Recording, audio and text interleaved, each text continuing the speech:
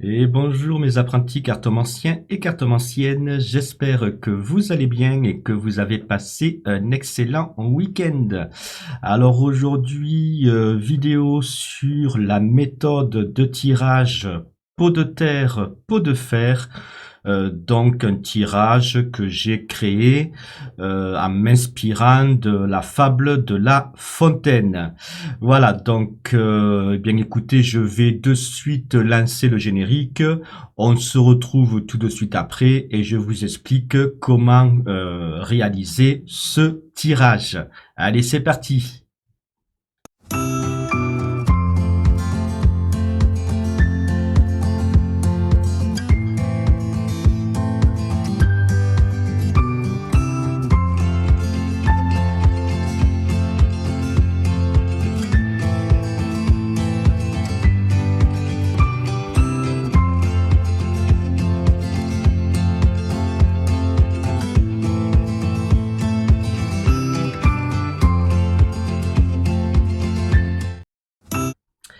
Et me revoici donc toujours sous les cocotiers.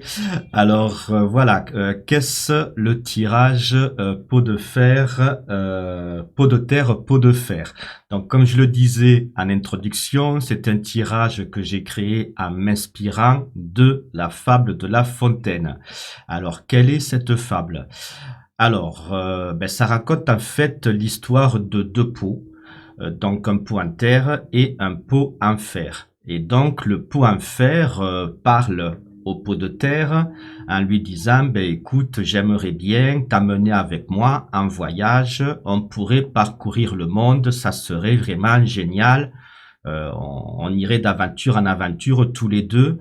Et donc le pot de terre qui est près de la cheminée, bien au chaud, répond au pot de fer, eh bien j'aimerais bien effectivement venir avec toi, mais contrairement à toi, je suis fragile, je suis fait de terre et le moindre choc me réduirait en morceaux.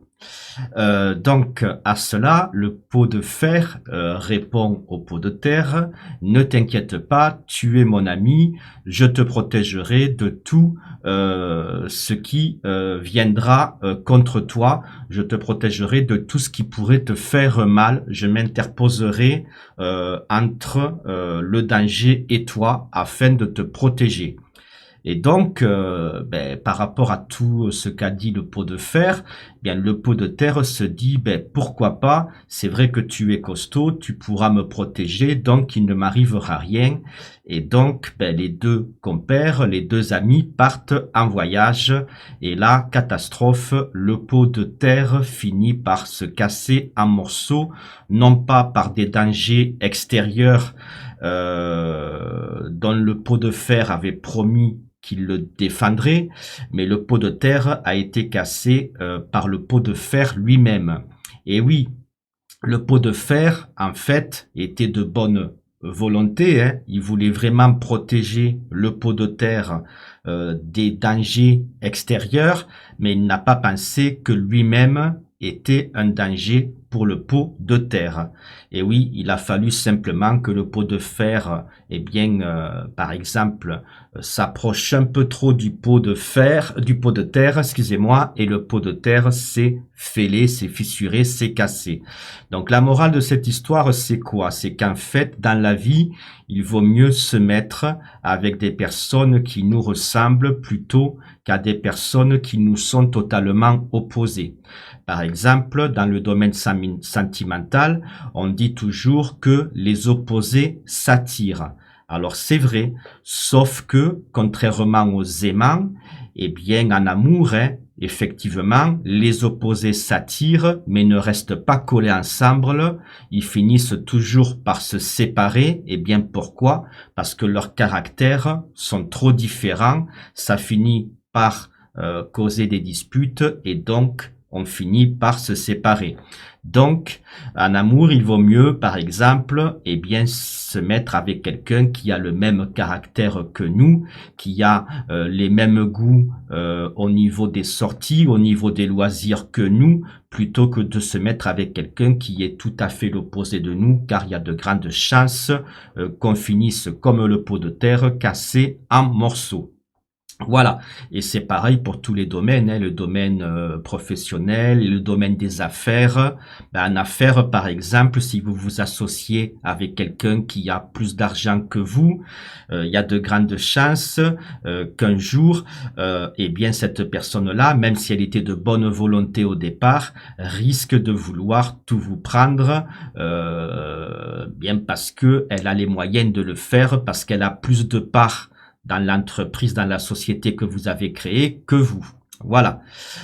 Donc c'est la morale de cette histoire. Il vaut mieux se mettre avec des personnes qui nous correspondent plutôt que avec des opposés. Parce que vous voyez là, le pot de fer, il n'était pas méchant, il était de bonne volonté, mais c'est lui qui a causé la perte du pot de terre. Donc ça nous parle, cette fable aussi, ça nous parle de faiblesse, de nos faiblesses par exemple, eh bien, qui est imagé par le pot de terre. Ça pourrait représenter aussi nos points forts qui est représenté par le pot de fer. Et il y a donc dans cette histoire aussi l'histoire d'un voyage, d'un chemin que ces deux pots vont faire. Et par rapport à ça, eh bien, j'ai créé alors un tirage que j'ai bien évidemment appelé pot de terre, pot de fer. Alors c'est un tirage qu'on ne peut pas se servir pour faire de la divination. C'est plutôt un tirage qui se fera pour des guidances spirituelles. Voilà. Alors je vais vous montrer. Donc c'est pas bien compliqué. C'est un tirage à 3 cartes. Je vais vous montrer. Alors par exemple, bon ben bien entendu, hein, vous mélangez vos cartes Oracle G longuement. Il n'y a pas besoin de faire de coupe du jeu. Vous faites que mélanger les cartes. Et une fois que vous avez mélangé les cartes, bien évidemment, vous faites un ruban sur la table et vous tirez 3 cartes. Alors la première, vous la mettez à gauche. Ça représente le pot de terre. Donc le pot de terre, eh bien, c'est votre faiblesse. Voilà, vous mettez la deuxième carte. Là, ça représente le pot de fer. Ça représente votre force. Alors, votre force consciente ou inconsciente. Ça veut dire quoi? Ça veut dire qu'on peut être conscient de la force que l'on a. Par exemple, oui, moi, peu importe les soucis que j'ai, alors je parle pour moi, j'ai une force de caractère qui me permet de tout affronter. Je suis inébranlable. Voilà, je suis quelqu'un de fort, même dans les pires moments. Voilà, j'en suis conscient.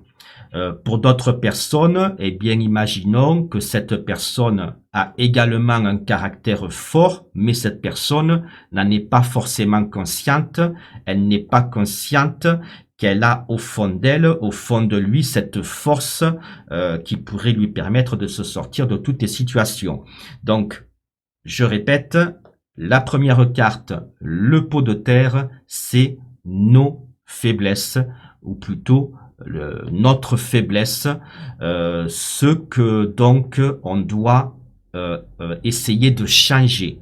Parce qu'en fait, c'est un tirage guidance qui va nous dire, voilà, eh bien toi, Nathalie, tu as telle faiblesse, tu as telle force, donc comment faire pour faire le voyage? C'est la troisième carte, puisque rappelez-vous, hein, dans la fable de La Fontaine, il y a le pot de terre, le pot de fer et le voyage. Et le voyage, c'est quoi?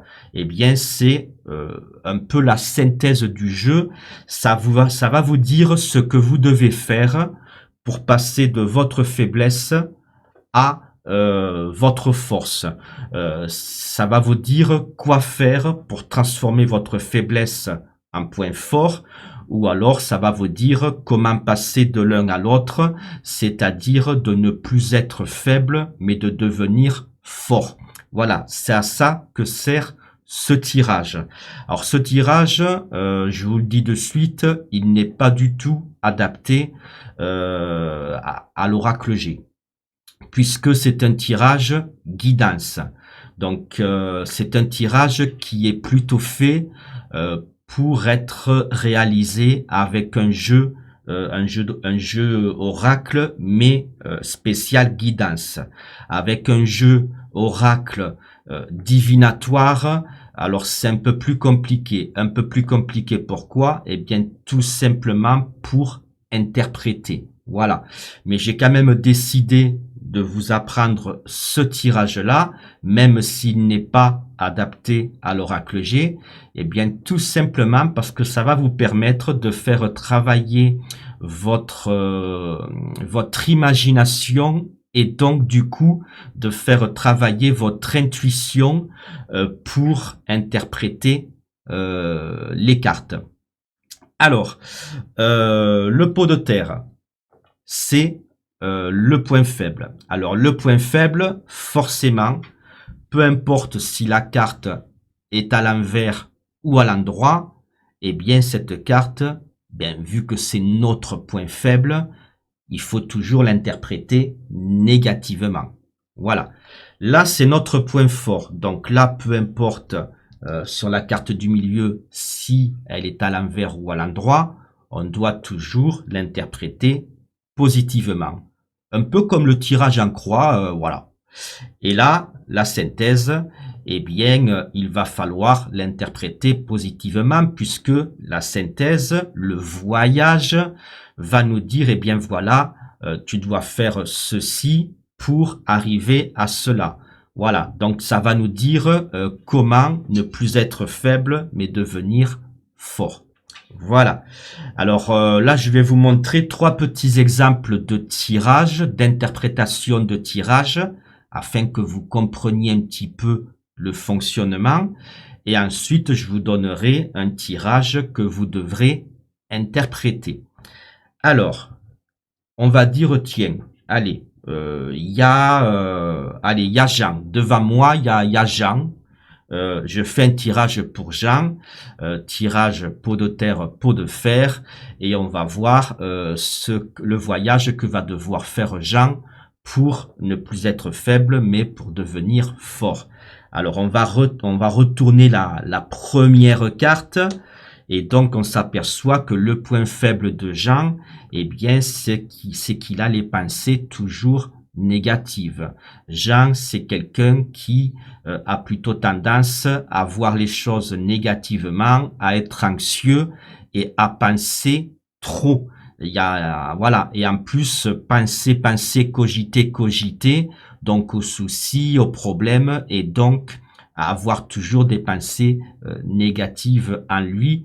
Et donc Jean réfléchit trop et il a tendance à réfléchir négativement, c'est-à-dire que quand on a des ennuis, moi par exemple, je me dis ouais punaise Thierry t'es dans la caca, mais bon c'est pas grave, tu vas trouver une solution. Moi je suis toujours comme ça.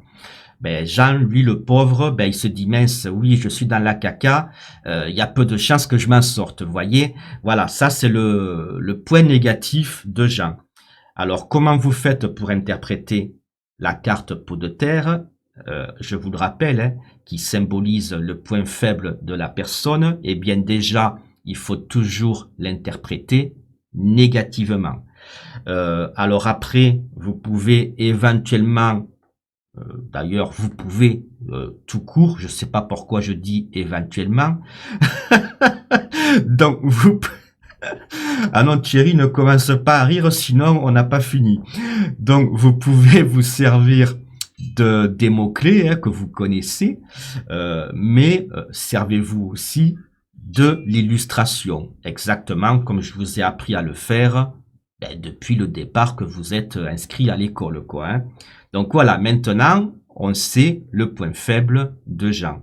On va regarder son point fort.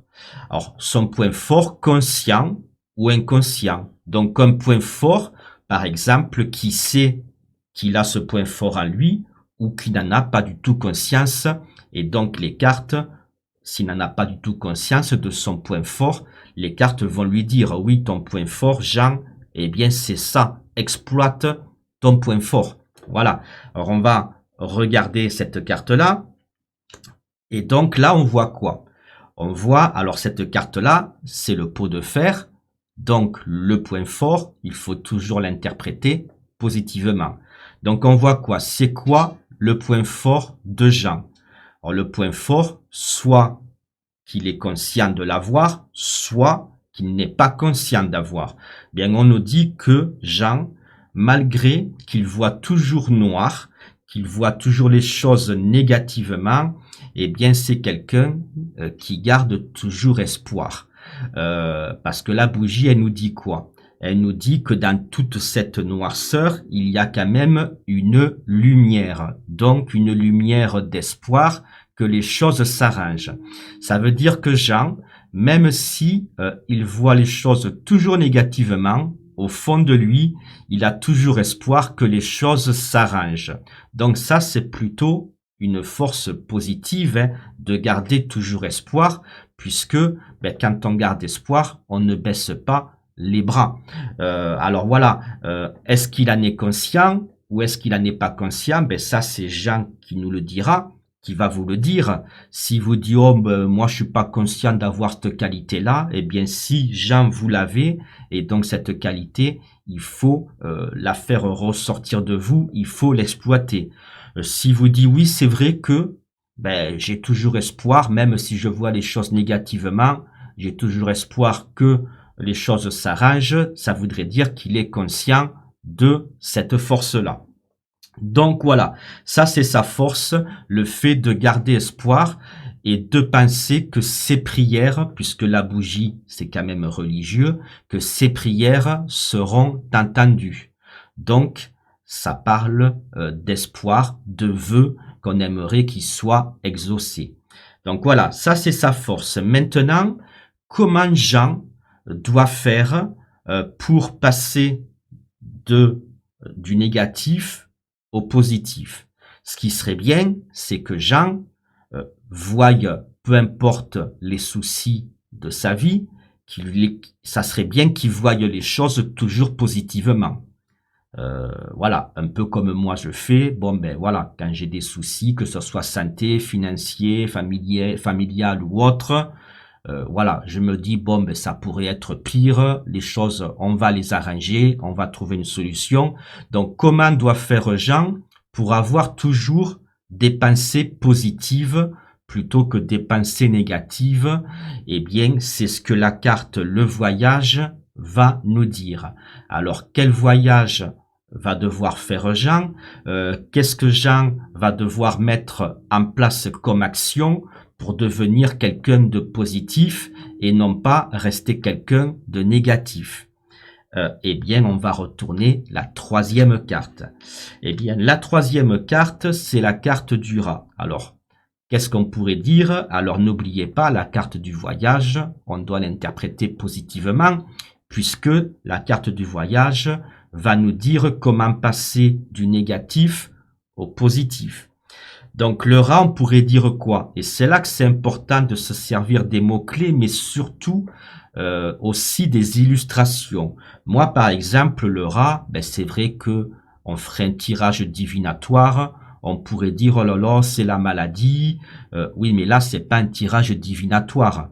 On pourrait même dire dans un tirage divinatoire, oh là là, la bougie plus le rat, il va y avoir un décès à cause d'une maladie. Mais là, on n'est pas du tout dans un tirage divinatoire, on est dans une guidance. Donc pour moi, le rat, je me dis dans ma tête, Thierry, la carte voyage, c'est le rat. Alors pas scélérat, hein. Un scélérat, c'est un bandit. Hein. Donc, qu'est-ce que nous dit le rat? Donc, je me dis ça dans ma tête. Et moi, je dis, qu'est-ce qu'il fait le rat? Le rat, il ronge. C'est un rongeur. Donc, moi, qu'est-ce que je vais donner comme conseil à Jean vis-à-vis de la carte de voyage? Je vais dire, Jean, pour que tu ne sois plus une personne négative, qui voit toujours les choses du mauvais côté, mais pour être quelqu'un qui soit toujours positif et qui garde toujours espoir, il faut que tu arrêtes de te ronger l'esprit, puisque la pensée, c'est notre esprit. Le rat rongé, donc Jean, il faut que tu arrêtes de te ronger l'esprit dès que tu as des soucis. Alors, Voilà, ça c'est le voyage que va devoir faire Jean. Il va devoir arrêter de se faire du souci, de se ronger l'esprit, de penser tout le temps à ce qui lui tombe dessus, parce que si il continue à faire comme cela, il sera toujours négatif. Donc il faut qu'il arrête de se ronger l'esprit et donc de voir les choses, peu importe si elles sont négatives, de voir les choses du bon côté, mais surtout trouver une solution au problème plutôt que de se miner l'esprit, de se ronger, voilà, retenez le mot ronger, de se ronger l'esprit et de ne pas avancer dans la vie. Donc, vous voyez, c'est vrai que c'est un tirage qui, je vous le répète, n'est pas adapté avec des jeux divinatoires, mais ce n'est pas impossible. C'est à nous de faire preuve d'imagination et de faire parler les cartes comme je viens de le faire en se servant des illustrations, des mots-clés que l'on a appris, mais des mots-clés aussi que l'on peut rajouter. Par exemple, de mémoire, avec la carte le rat, il ne me semble pas que je vous avais appris le mot-clé ronger. Vous vérifierez dans vos notes de classeur, voilà, mais je pense pas vous avoir appris le mot ronger. Parce que c'est vrai que dans un tirage divinatoire, c'est pas un mot-clé qui va nous servir énormément. Par contre, dans un tirage guidance, bien voyez, il faut arrêter de se ronger l'esprit. Eh bien, c'est une interprétation parfaite. Ça s'accorde très bien. Donc voilà, ça c'est le tirage, pot de terre, pot de fer, le voyage que l'on doit faire, voilà, pour passer de notre côté fragile à notre côté fort. On va faire maintenant un deuxième exemple. Allez, donc, le micro fonctionne au moins? Oui, c'est bon. Donc, alors, le pot de terre, le pot de fer et le voyage, eh bien que la personne qui nous consulte va devoir faire pour passer de son côté fragile à son côté fort. Alors on va dire, allez, c'est quoi maintenant? C'est, allez, Mylène. Voilà, alors Mylène, elle est devant nous, elle aimerait savoir bien comment faire pour passer de son côté faible à son côté fort. Donc déjà, quel est son point faible? Le pot de terre, voilà, rappelez-vous, c'est le point faible et donc on doit interpréter cette carte négativement. Alors, le point faible de Mylène, oui, c'était Mylène que j'ai dit, je crois, il me semble. Donc, le point faible de Mylène, alors, on voit quoi? On voit la colombe. Alors, peu importe si elle est à l'envers ou à l'endroit, on s'en fout, puisqu'on sait que cette carte, façon, on doit l'interpréter toujours négativement. Hein. Donc là, je vous la mets à l'endroit, même si elle est à l'envers, parce que bon, c'est plus joli sur l'écran, voilà, de la voir à l'endroit. Hein. Donc, qu'est-ce que nous dit la colombe? Négativement. La colombe, ça symbolise la paix, en temps normal, puisque c'est une carte positive. Maintenant, vu que ça c'est la carte, on va dire la maison pot de terre, on doit interpréter négativement. Donc on va dire que Mylène, elle est jamais en paix. Voilà. Elle est jamais en paix, elle est jamais sereine. Voilà, c'est son gros souci. Alors pourquoi elle n'est jamais en paix? Pourquoi elle n'est jamais sereine? Bien, je sais pas, forcément comme beaucoup de personnes. Eh bien parce que peut-être elle a pas mal de soucis dans sa vie. Et comme Marc ou Jean, je sais plus tout à l'heure, je sais plus quel prénom on avait dit, ben elle se laisse, alors là il n'y a pas le rongeur, mais bon, elle se laisse bouffer elle se laisse picorer, un peu comme un pigeon qui picore les grains, elle se laisse picorer par les soucis. Donc le point faible de Mylène, c'est que elle n'arrive pas à être en paix, elle n'arrive pas à être sereine dans sa vie et elle n'arrive donc pas à à s'envoler, comme la colombe le fait. Or, quand je dis s'envoler, elle n'arrive pas à avancer, parce que fait un oiseau quand il s'envole, quand il vole? Il avance. Donc Mylène n'arrive pas à avancer dans sa vie, eh bien parce que elle n'arrive pas à être en paix avec elle, avec sa vie, elle n'arrive pas à être sereine, elle se laisse picorer par les soucis, et donc elle n'arrive pas à se libérer de ce point négatif, de cette part qui est fragile chez elle, qui est du fait qu'elle n'arrive pas à être sereine. Donc ça, c'est le gros point faible de Mylène. On va voir maintenant son point fort, le point fort qu'elle n'est pas forcément consciente d'avoir. Alors son point fort, on tombe sur la carte de l'été. L'été, on pourrait prendre quoi comme mot-clé? Qu'est-ce que nous raconte l'illustration? Donc déjà l'été, on peut prendre le mot énergie. Parce que l'arbre, en été, il a une énergie, une vitalité de dingue. Il est au summum de sa santé. Il y a des feuilles de partout, des fleurs de partout. Là où il va mal, c'est plutôt quand l'automne arrive. Mais là, il est au summum de sa vitalité. Ça veut dire quoi? Ça veut dire que le point fort de Mylène, c'est que même si dans sa vie, elle n'arrive pas à être en paix, qu'elle n'arrive pas à être sereine, qu'elle se laisse picorer par les soucis de la vie, eh bien Mylène, elle garde quand même une forte énergie, une forte vitalité. Ça veut dire que inconsciemment, au fond d'elle, Mylène, elle a les capacités pour affronter les soucis de la vie, elle a les capacités de se battre parce que elle a une énergie, une vitalité très abondante puisque l'été représente aussi l'abondance. Donc vous voyez, on a le point faible, on a le point fort. Maintenant, que doit faire Mylène pour se débarrasser de son point faible et pour ne laisser apparaître dans sa vie que et uniquement le point fort? Que doit-elle faire? Eh bien, ça, c'est la carte le voyage qui va nous le dire. Et oui, rappelez-vous, le pot de terre et le pot de fer sont partis en voyage.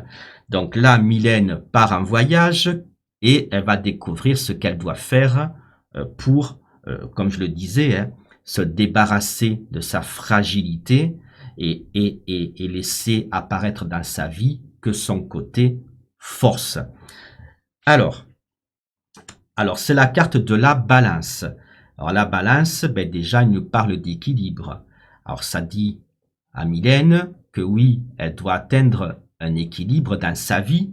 Alors ça ne l'avance pas à grand-chose de savoir ça, puisqu'elle le sait très bien qu'elle doit avoir un équilibre dans sa vie, puisque là, actuellement, elle ne l'a pas. Elle n'est jamais en paix, elle n'est jamais sereine, voilà. Par contre, il y a l'aiguille qui est au milieu. Donc au milieu, l'aiguille, on pourrait l'apparenter, par exemple, et ça c'est mon imagination qui parle, c'est mon intuition, on pourrait l'apparenter, l'aiguille, comme une épée. On pourrait se dire, tiens, c'est une épée, et l'épée tranche au milieu, puisque l'aiguille est au milieu. Donc la balance, elle nous dit, elle nous dit, la balance, elle dit à Mylène, Mylène, tu dois apprendre à faire clac, le coup de sabre, c'est-à-dire tu dois apprendre à faire la part des choses. C'est-à-dire que quand il y a des soucis dans ta vie, plutôt que de te dire tiens, c'est tout négatif, voyez, le plateau de la balance n'est pas équilibré, eh bien tu dois faire la part des choses, relativiser les soucis que tu traverses, ne pas les amplifier, comme le font les Marseillais.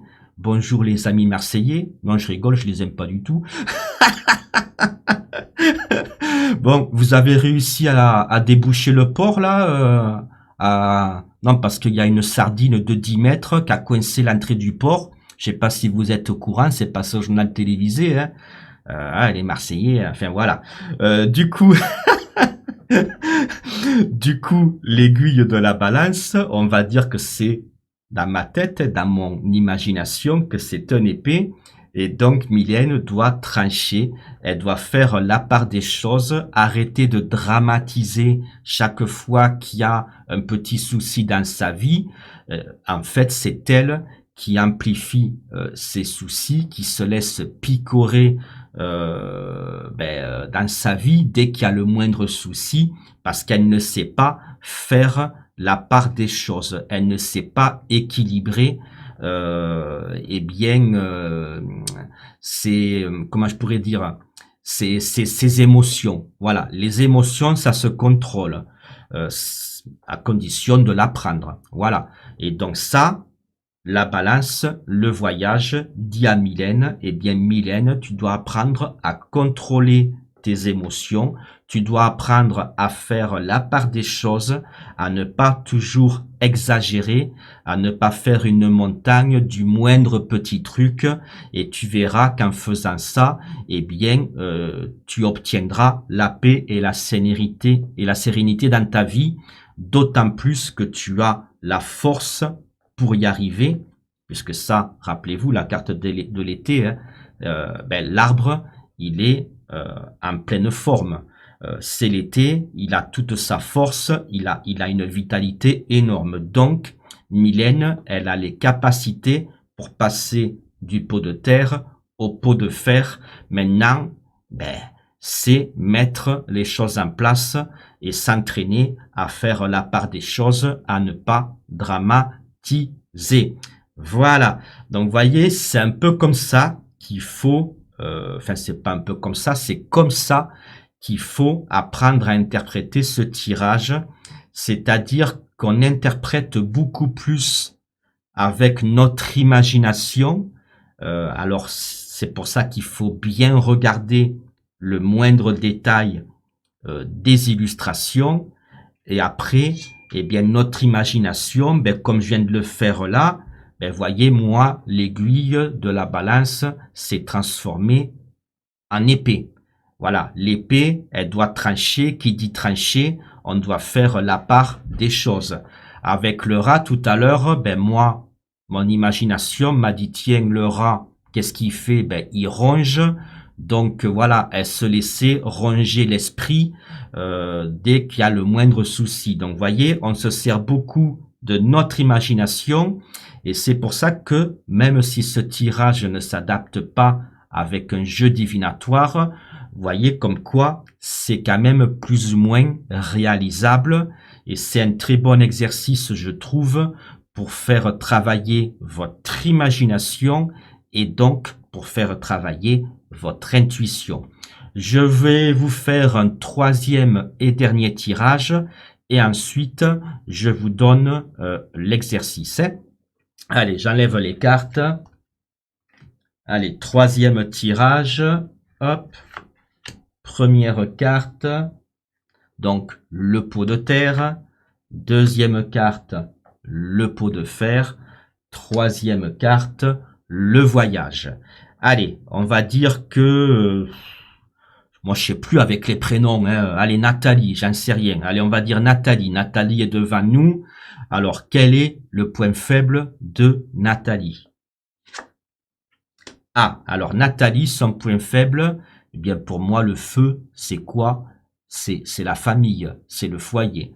Donc, le point faible de qui déjà? Oui, de Nathalie. Le point faible de Nathalie, eh bien, c'est la famille.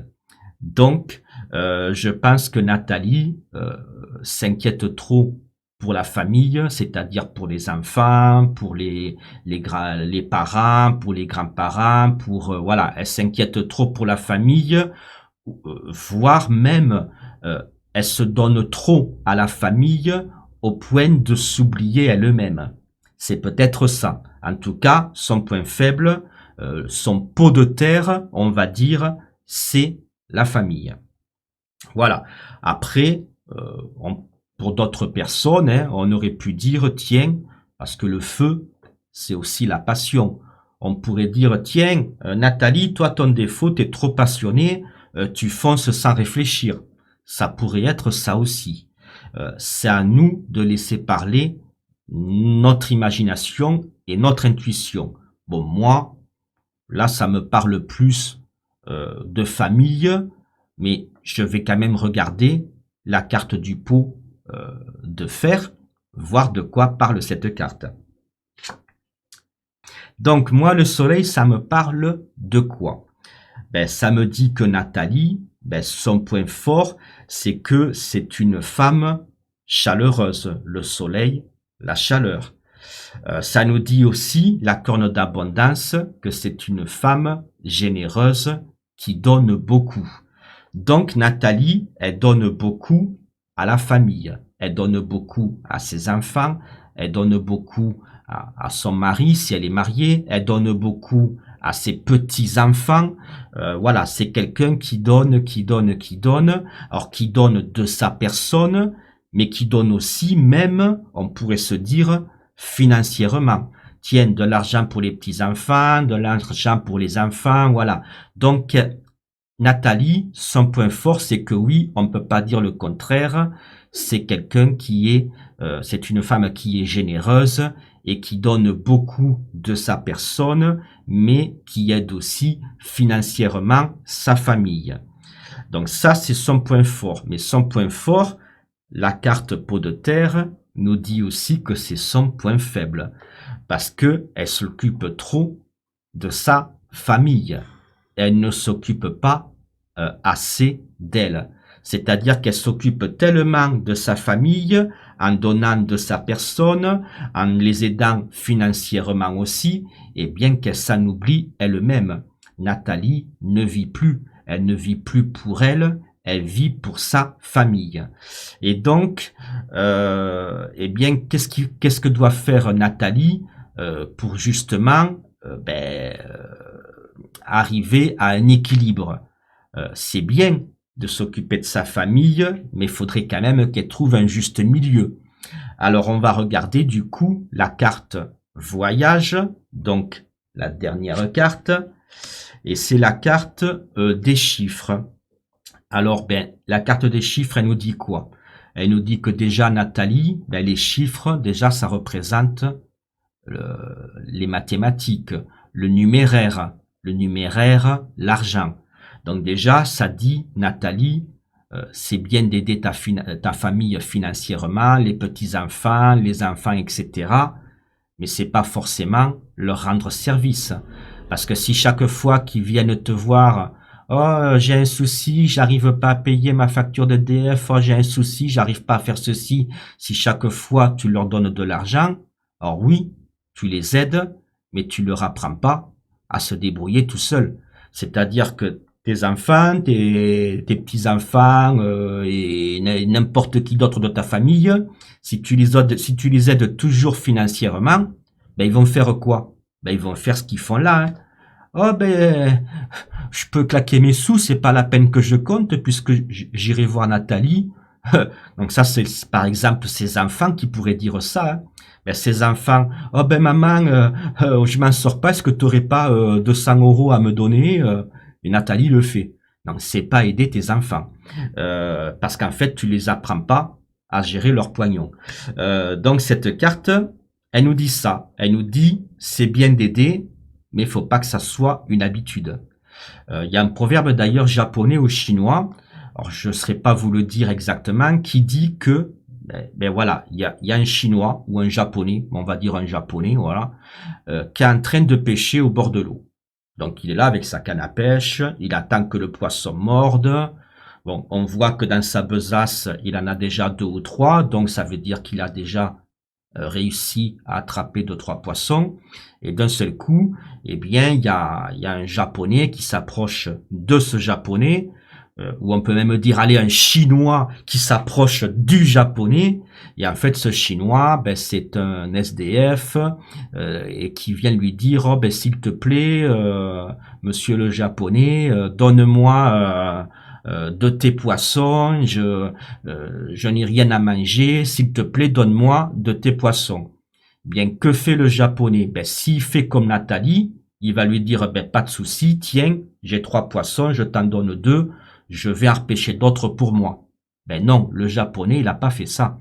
Le japonais lui a dit, écoute, je te prête ma canne à pêche et apprends à pêcher, comme ça tu n'auras plus besoin de demander à manger aux gens dans la rue. Voilà. Donc, le japonais, il a fait quoi? Il apprend au chinois, ben, arrête de clémander et essaye de devenir autonome, donc de t'en sortir toi-même.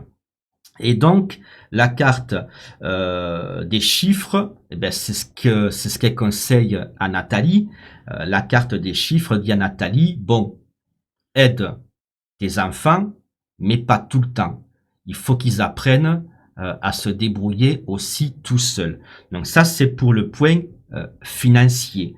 Ensuite, pour le fait qu'elle donne trop d'elle-même, qu'elle est toujours là derrière eux pour les protéger, pour pas qu'ils aient de soucis, ceci, cela, eh bien la carte des chiffres, c'est aussi le hasard. Le hasard, ça dit quoi? Ça dit bien Nathalie, arrête de porter tout le poids des responsabilités sur tes épaules, laisse un peu rentrer le hasard dans ta vie, relâche-toi un peu de toutes ces responsabilités que tu te donnes. Et donc, voyez, la carte des chiffres donne deux conseils à Nathalie. Ben, le fait de ne pas aider constamment financièrement ses enfants, parce que ce n'est pas au final leur rendre service. Et ça dit aussi à Nathalie qu'elle doit ne plus porter toutes ses responsabilités sur ses épaules, qu'elle doit faire place aussi un petit peu au hasard dans sa vie et donc se délester de toute cette charge qu'elle porte parce qu'à un moment donné, Nathalie, elle finira par être claquée, par se fatiguer, quoi. Donc voilà, ça c'est le voyage que va devoir faire Nathalie. Elle va devoir apprendre à ne plus s'occuper constamment de ses enfants. Elle va devoir un peu apprendre, alors pas couper le cordon, mais à leur apprendre justement à se débrouiller et elle va devoir apprendre à avoir une vie parce que là, Nathalie, elle n'existe plus. Si ses enfants ne sont pas là, eh bien Nathalie ne saura plus quoi faire de sa vie, puisque sa vie actuellement, c'est voilà, je m'occupe, comme on dit, corps et âme de mes enfants. Même si ses enfants ont 25 ans, 30 ans ou 40 ans, voilà, elle se dévoue corps et âme à ses enfants. Et donc, elle n'a pas de vie, elle ne s'occupe même plus d'elle. Et donc ça, voilà, faut qu'elle apprenne à faire un peu marche arrière et à s'occuper d'elle aussi. Voilà. Donc ça, c'était le troisième tirage, le troisième exemple.